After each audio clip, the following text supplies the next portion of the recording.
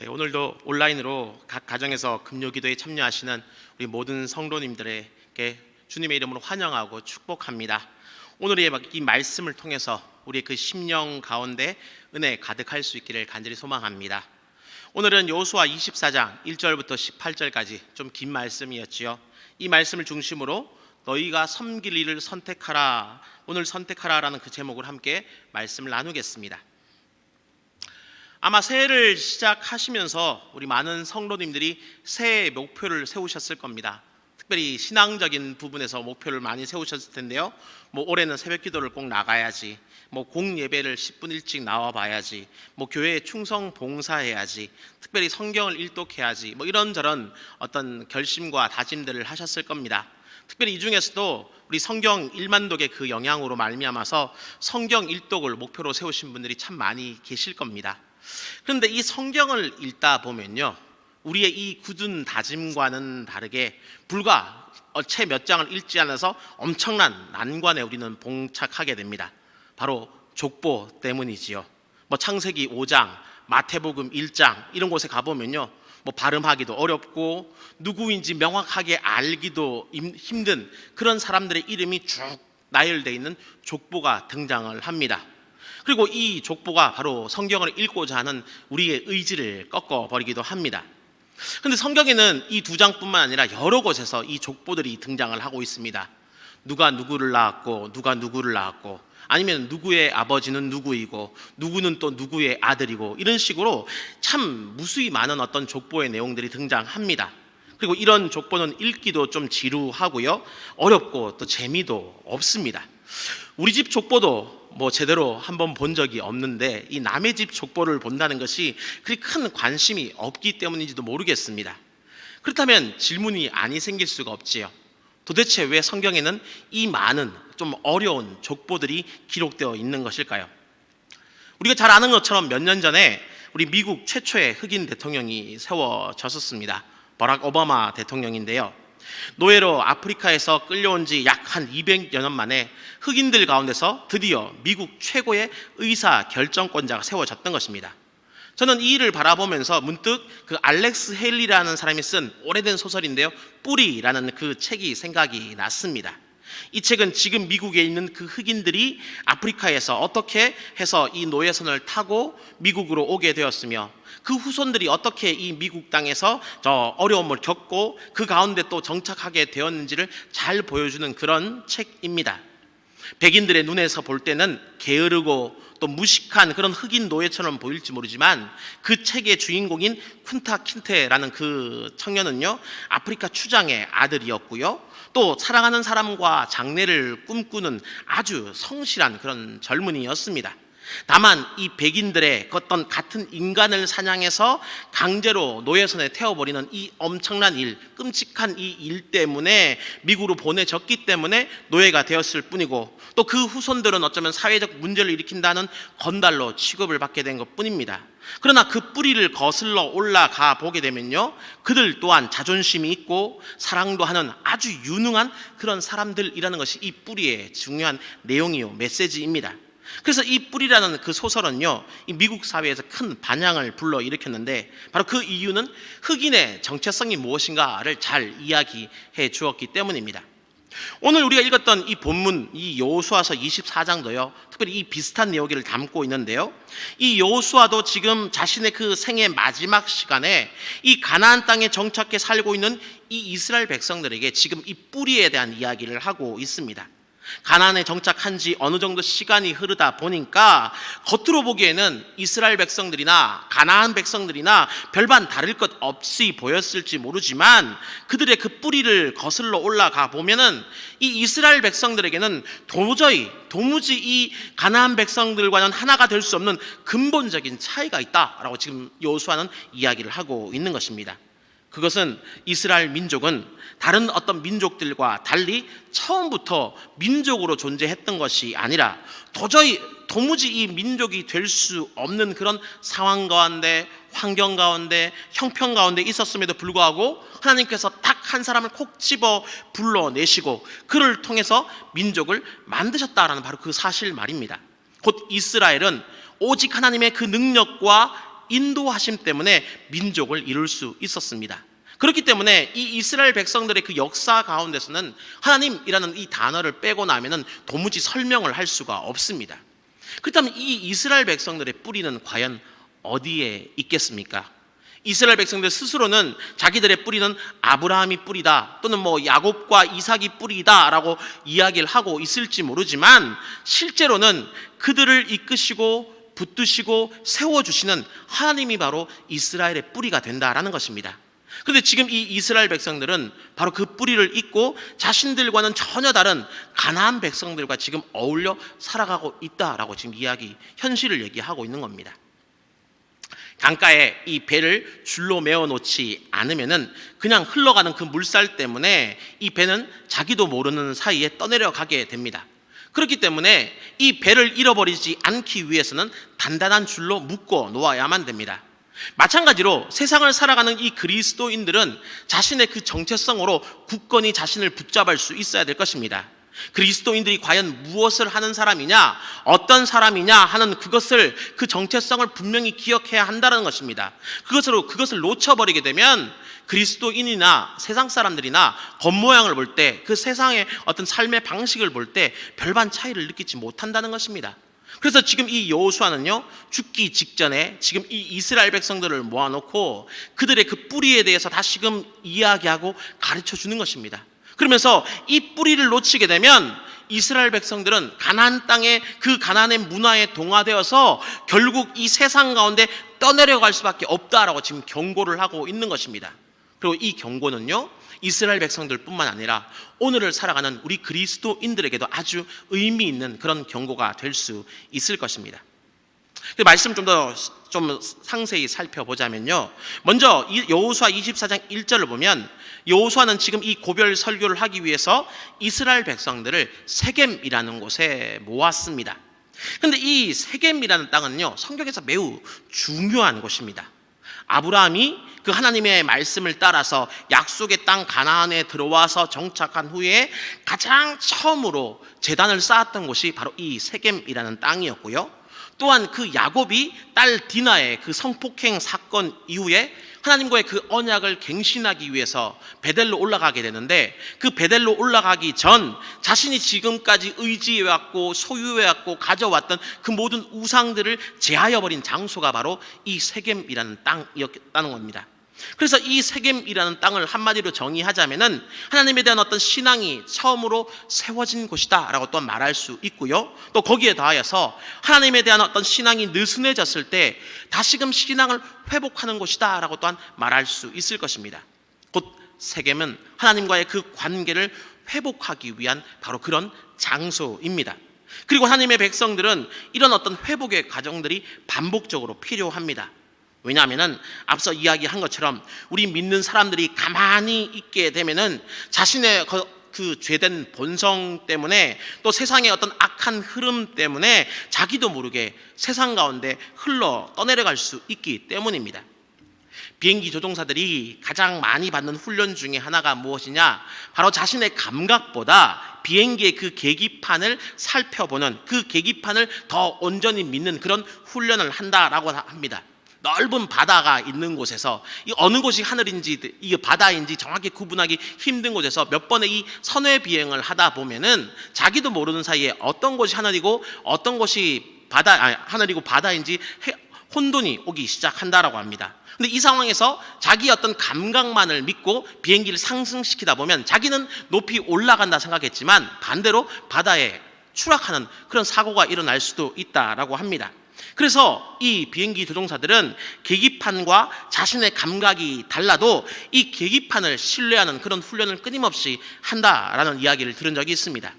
이처럼 우리 믿는 그리스도인들 역시 항상 이 하나님의 말씀을 들음으로써 우리의 영적인 위치가 어딘가를 확인하는 바로 그런 훈련을 할 필요가 있습니다. 나의 감각과 하나님의 그 말씀이 서로 다를 때 이 감각이 아닌 말씀을 따르는 바로 그 훈련을 우리가 해야 된다는 것입니다. 바로 이를 위해서 우리는 끊임없이 공예배를 드려야 되고, 그 공예배 가운데 선포되는 그 말씀을 들으면서 그 말씀에 익숙해지는 훈련을 해야 되고요, 또 개인적으로도 매일 성경을 묵상하는 그런 훈련을 우리는 할 수 있어야 되는 겁니다. 그리고 거기에 더하여서 그 기도로서 그 들은 바 말씀을 우리의 마음판에 새길 수 있어야 한다라는 것입니다. 그렇게 하였을 때 만약 우리가 하나님과의 어떤 정상적인 위치에서 벗어나 있다면, 이탈해 있다면 하나님의 그 말씀은 아주 다급한 경고음을 들려주실 것입니다. 죄악에서 돌이켜라, 회개하여라, 새롭게 결단하여라, 이런 말씀들 말입니다. 그리고 반대로 우리가 하나님과의 어떤 바른 관계 가운데 있다라면 그 말씀은 우리에게 끊임없는 위로와 복된 어떤 소식들을 우리에게 전해줄 것입니다. 이는 하나님과 우리가 바른 관계에 있을 때 그것이 마치 깨끗한 상수도원에서 우리 가정으로 파이프가 연결된 것과 같아서 하나님의 그 은혜와 능력이 우리에게 무한정으로 공급되는 것과 같기 때문입니다. 바로 이것이 어쩌면 진정한 부흥의 역사이고 은혜의 회복이다라고 말할 수 있을 것입니다. 바로 이런 시기에 감동이 있고 기쁨이 있으며 기도 응답이 있고 또 하나님이 나를 위해 일하시는 것을 구체적으로 체험할 수도 있습니다.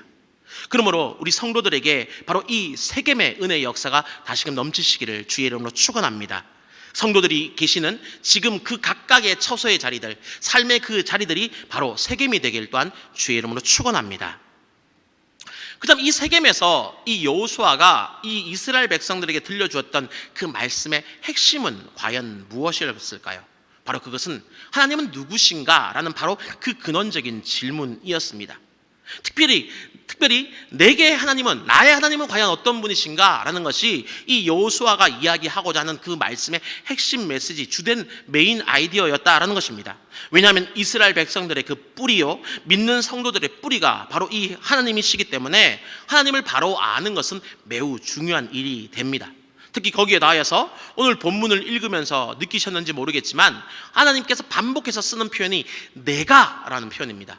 11번이나 내가 이 일을 하였고 내가 너를 위해 이 일을 하였고 하나님인 바로 내가 이런 일들을 통해서 너를 구원하였다라는 식으로의 표현들을 계속해서 반복하는 것처럼 이스라엘 되게 하시는 분이 바로 하나님이시고 또 오늘날 우리 믿는 그리스도인들을 그리스도인답게 만들어 주시는 분이 바로 하나님이시기 때문입니다. 그러므로 우리는 우리를 우리 되게 하시는 바로 그 하나님을 분명히 아는 것이 매우 중요합니다. 그렇다면 하나님은 과연 어떤 분이십니까? 오늘 본문은 3가지 정도를 이야기를 하고 있는데요. 그 첫 번째로 하나님은 그의 백성을 부르시는 분이시다라고 말씀드리고 싶습니다. 이 뿌리에 대한 그 여호수아의 그 설교는요, 아브라함에 대한 하나님의 그 위대하신 부르심으로 시작을 합니다. 그런데 이 아브라함이 첫 시작점이 아니고 엄밀히 말하면 아브라함의 그 아버지였던 데라가 강 건너편에 살았다라는 이야기부터 시작을 합니다. 근데 이 강 건너편에서 이 데라가 한 일이 무엇이냐? 우상을 숭배했다라고 이야기하는 것이죠. 그렇게 봤을 때 이 이스라엘에게는 지금 2가지의 뿌리가 존재하고 있는 겁니다. 하나는 인간적으로 우상을 섬기던 데라라는 뿌리가 있고요, 또 다른 하나는 신앙적으로 하나님을 믿는 아브라함이라는 그 뿌리가 있는 것입니다.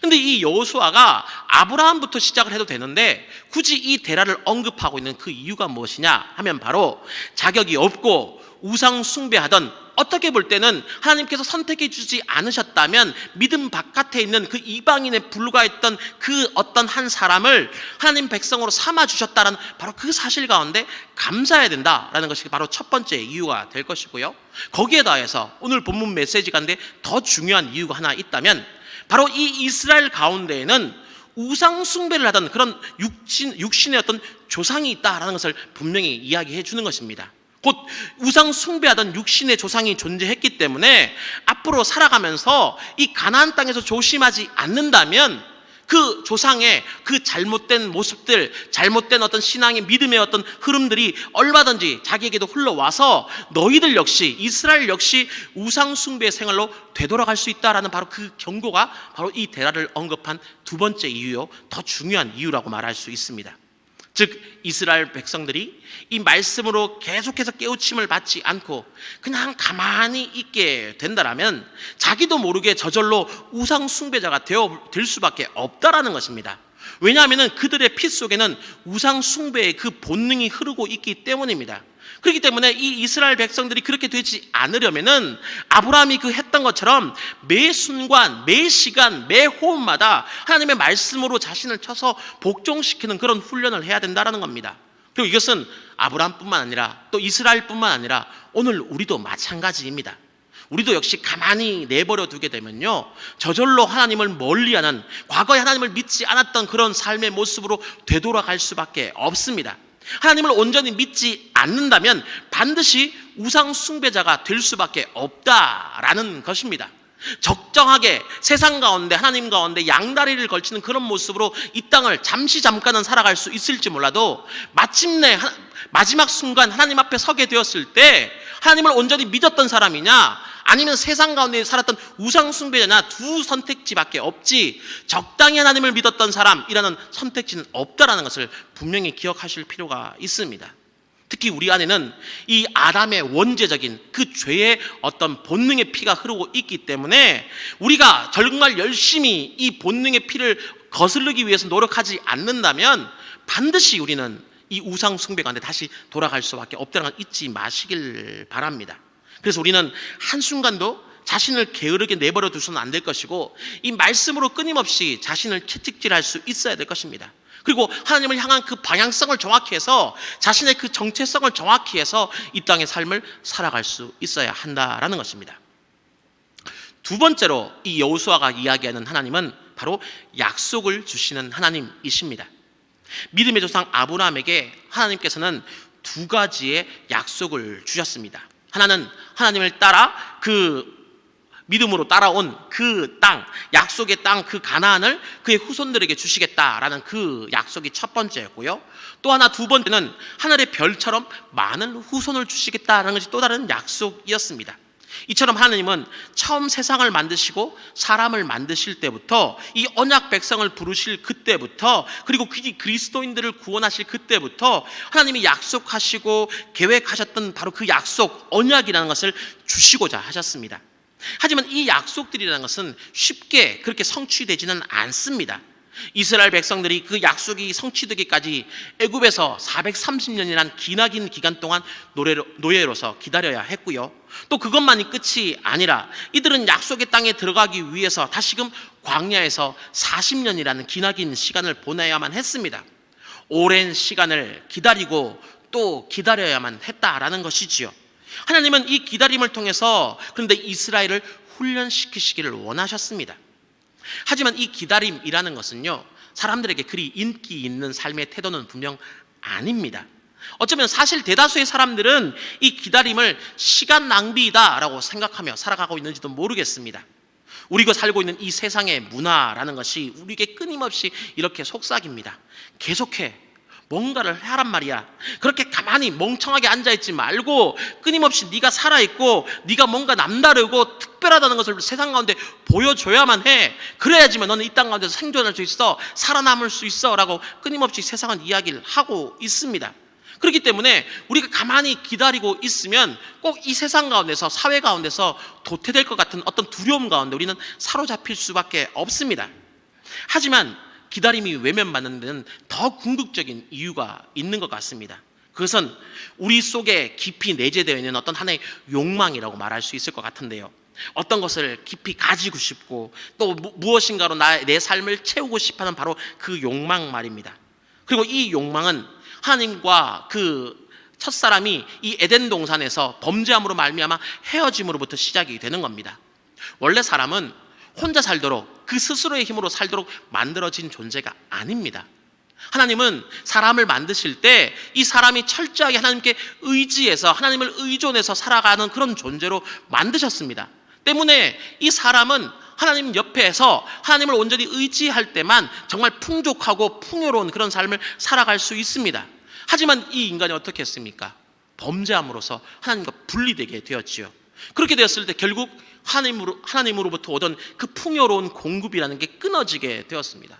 그 결과 사람들은 남아있는 그 한정된 자원을 서로 먼저 차지하려고, 남보다 더 많이 차지하려고 욕망하게 되고요. 그 욕망이 바로 이 기다림이라는 것을 힘들게 하며, 어쩌면 우리가 살아가고 있는 이 세상을 너무나 팍팍한 그런 세상, 정말 어쩌면 정의 없는 세상으로 만들어가고 있는지 모르겠습니다. 하지만 기억하십시오. 인간의 이 욕망, 정말 무엇인가를 채우고 싶은 이 욕망이라는 것은 결코 사람의 방법으로, 세상적인 방법으로 채워지지 않습니다. 그래서 어거스틴은 그렇게 얘기했죠. 우리 속에는 하나님이 아니면 채워지지 않는 어떤 텅 빈 공간이 있다라는 식으로 말입니다. 그렇습니다. 사람에게 필요한 그 모든 것들은 우리가 하나님과 다시금 연합되었을 때 바로 거기에서부터 채움을 받을 수 있는 것입니다. 하지만 세상의 수많은 사람들은 자신의 방법을 통해서 이 어떤 빈 공간들을, 그 욕망들을 채우려고 하는 겁니다. 그리고 저는 이것을 소원이라고 한번 이렇게 이름을 붙여보고 싶습니다. 직업을 가졌으면, 날씨가 좋았으면, 빨리 이 고통이 지나갔으면 이란 말입니다. 근데 안타깝게도 하나님은 이 사람들의 이 소원에는 별반 관심이 없어 보이십니다. 대신 그분은 우리에게 소망이라는 것을 불어넣어 주셨습니다. 소원이 어떤 인간의 욕망에서부터 비롯된 어떤 것이라면 소망은 하나님의 그 약속으로부터 말미암은 것이다 라고 그렇게 말씀드리고 싶습니다. 그리고 이 소망이라는 것은요, 내가 원하는 그때가 아닌 하나님의 그 시간, 하나님의 그때에 이루어지게 되어 있습니다. 그래서 이스라엘은, 그리고 오늘의 우리 믿는 그리스도인들은 그래서 이 기다림이라는 것을 배워야 되는 것입니다. 이 소망이 이루어지는 시간, 하나님께서 작정해 내오신 그 시간을 우리는 살아낼 수 있어야 된다는 것입니다. 그리고 또 거기에 더하여서 이 기다림이라는 것은 그저 가만히 손을 놓고 있는 어떤 수동적인 행동을 기다림이라고 성경은 이야기하지 않습니다. 오히려 성경은 이 기다림을요, 아주 능동적이고 적극적인 행동이다라고 이야기를 하고 있습니다. 바로의 그 칼날 아래서 그 약속의 아이이기 때문에 목숨을 걸고 지켜내는 그 모습이 바로 기다림이고요, 또 그 약속의 말씀에 순종하여서 두려움 가운데 있지만 그럼에도 불구하고 어린 양을 잡아서 문설주에 피를 바르는 바로 그 행동이 기다림이 되는 것입니다. 또 이 약속의 아이이기 때문에 파혼을 당할 위험도 있고 돌에 맞아 죽을 각오가 있음에도 불구하고 아이를 잉태하는 그런 일을 할 수 있어야 되고요, 또 내 아이가 아님에도 불구하고 약속의 그 아이이기 때문에 그 정혼녀 데려오기를 두려워해서는 안 되는 바로 그것이 성경이 말하는 진짜 기다림이라는 것입니다. 그래서 어느 순간 메네메네 데겔 우바르신이라고 이야기하시는 것처럼 하나님께서 그분의 그 저울 가운데 우리를 달아보셨을 때 우리의 그 기다림이 어느 정도 일정한 분량을 차지하게 되고 우리의 하나님을 향한 그 믿음이 어느 정도 일정한 분량에 다다르게 되었을 때 하나님의 그 약속은, 하나님께서 우리에게 주셨던 그 소망이라는 것은 성취가 되는 것입니다. 그리고 이것이 바로 성경이 말하는 능동적인 기다림입니다. 그래서 우리는 이 약속을 주시는 그 하나님이 바로 우리에게 능동적인 기다림을 배우기를 원하신다는 것을 잊지 마시고 이 기다림을 여러분의 삶의 태도로 배우시는 올 한 해가 되시기를 주의 이름으로 축원합니다. 마지막으로 본문이 말하는 그 하나님은 약속을 이루시는 하나님이십니다. 말씀에 순종해서 사는 하나님의 백성들은 복을 받기를 간구하지만 엄밀히 말하면 이미 복을 받은 사람들입니다.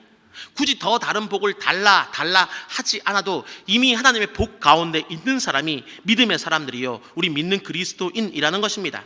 단지 우리가 교만하지 않고 범죄하지만 않는다면, 하나님의 뜻에서 벗어나지만 않는다면 그 복은 자동적으로 주어지게 되어 있습니다.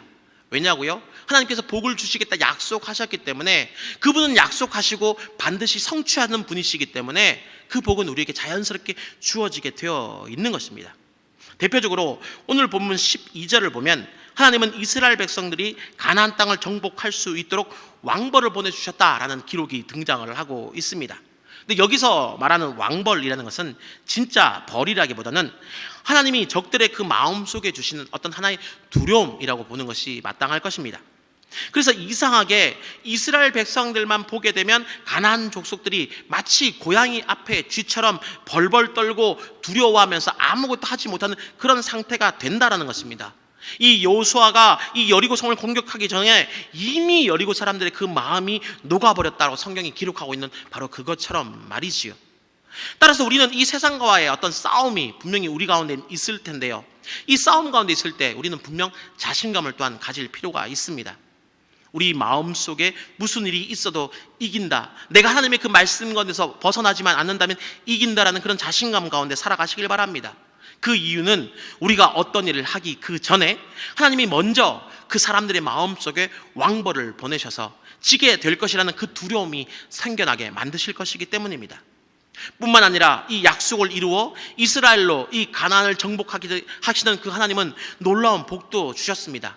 그들이 건축하지 않은 그 성읍을 가지게 하셨고요, 또 그들이 심지 않은 과수원의 열매를 먹게 하신 것입니다. 이것은 하나님이 우리를 위해서 예비해 놓으신 그 선물이라는 것이 따로 있다라는 것을 뜻하는 것입니다. 오직 우리가 믿음으로 준비되어 있기만 하면 다른 것은 하나님께서 다 준비해 주신다라는 것입니다. 그래서 하나님께서 우리에게 무엇을 먹을까, 무엇을 입을까 염려하지 말라라고 말씀하시면서 무엇이라 또한 이야기하십니까? 먼저 그의 나라와 그의 의를 구하면 이 모든 것을 너에게 주시겠다 약속하신 이유가 바로 여기에 있습니다. 그 다음에 이 모든 말씀의 결론은 무엇이겠습니까? 바로 한 가지지요. 바로 그 백성을 부르시는 하나님, 약속을 주시는 그 하나님, 그 약속을 성취하시는 바로 그 하나님, 이 하나님을 내가 따를 것인가, 내가 따르지 않을 것인가 하는 것이 바로 우리에게 남아있는 마지막 질문이 될 것입니다. 그래서 1절부터 13절까지 길게 하나님을 설명한 이 여호수아는요, 이제 이 백성들 앞에 두 가지의 선택지를 내어놓습니다. 지금까지 설명한 그 하나님을 믿고 따르든지, 아니면 데라가 섬겼던 그 메소포타미아의 신들이든, 또 애굽 노예 시절의 그 신들이든, 혹은 지금 살고 있는 이 가나안의 신들이든 그런 어떤 우상들을 선택할 것인지를 결정하라는 것입니다. 하나님을 선택할 것인지 우상을 선택할 것인지 바로 그것을 선택하라는 것입니다. 하지만 이 말은 결코 우상을 선택해도, 이방의 그 우상을 선택해도 상관이 없다, 괜찮다, 무방하다 그런 의미의 말이 결코 아닙니다. 이 이방의 신들은 하나님의 그 역사하심 앞에서 모두 먼지와 같이 날아가 버리는 아무것도 아닌 그런 존재이기 때문에, 나와 내 집은 오직 여호와만을 섬길 것이기 때문에 이스라엘 너희 역시 다른 그 어떤 것을 두려워하지 말고 하나님만을 섬기라, 바로 그 이야기를 지금 여호수아는 간절하게 목놓아 이야기하고 있는 것입니다. 그래서 저는 말씀을 마무리하면서 저 역시 여러분에게 이렇게 한번 도전을 드려보고 싶습니다. 어려웠던 그 코로나의 2020년이 지나갔고요, 이제 새로운 부흥을 꿈꾸는 2020년이 밝아왔습니다. 이 새해에는 더욱더 그래서 하나님 한 분만을 섬기시는, 다른 어떤 세상의 것들을 섬기는 것이 아니라 하나님 한 분만을 섬기시는 우리 대전중앙의 모든 성도들 되시기를 주의 이름으로 축원합니다. 세상은 무수한 이야기를 올해도 할 겁니다.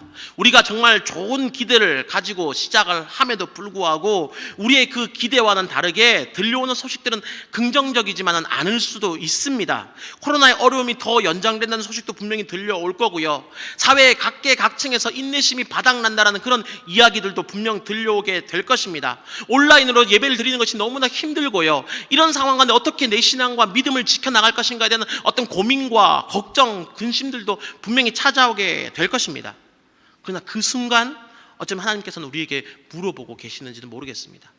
이 순간 가운데서도 네가 잘 나가고 네가 평탄하고 네가 평온했던 그 순간이 아니라 어쩌면 지금처럼 힘들고 어려운 이 순간 가운데서도 너는 세상의 그 어떤 신이 아닌 바로 나 여호와 하나님 한 분만을 의지하겠느냐라고 말입니다. 내 기대대로 일들이 풀려가지 않고 사회적 상황들이 정말 나아지지 않더라도 여호와 하나님 한 분만을 섬기시는 여러분 되시길 바랍니다. 혹 경제적으로 어떤 손해를 보는 상황들이 닥쳐오고 뜻하지 않은 어떤 질병 가운데 있더라도 주님 한 분만을 바라보십시오. 혹 세웠던 어떤 목표가 실패하는 그런 상황 가운데서도 다른 어떤 세상의 소리가 아닌 주님만을 의지하시길 바랍니다. 왜냐하면 하나님은 우리를 부르시고 우리에게 약속을 주시고 반드시 그 약속을 성취하시는 분이시기 때문입니다. 오늘 우리가 살펴보았던 이 성경의 기록이 여호수아가 정말 간절하게 큰 목소리로 외쳤던 이야기가 바로 그것 아닙니까? 그렇기 때문에 모든 것을 합력하여 선을 이루시는 그 하나님만을 바라보실 수 있기를 간절히 소망합니다. 혹 반대로 정말 어려운 형편이 아니라 이 어려움 가운데도 또한 기회가 된다고, 어떤 분들은 남들보다 더 사업이 더 잘 될 수도 있고요, 또 다른 사람들의 자녀와 달리 내 자녀는 정말 좋게 길들이 열려나가는 그런 어떤 형통의 순간들이 올해 찾아올 수도 있습니다. 다른 이들에게는 어떤 역경과 어려움이 찾아오고 시련이 찾아오지만 나에게는 평안과 행복이 깃드는 그런 순간도 있을 겁니다. 그러나 그 순간 가운데서도 결코 내가 잘나서 내가 뭔가 운이 좋아서 이런 일들이 벌어졌다라고 생각하지 마시고 이 모든 일들 역시 주님의 손길 가운데 있다라는 것을 기억하시는 우리 대전중앙의 모든 성도들 되시기를 간절히 소망합니다. 하나님은 이 땅의 소원이 아닌 하나님 나라의 그 소망에 관심을 두는 분이시기 때문에 그렇습니다.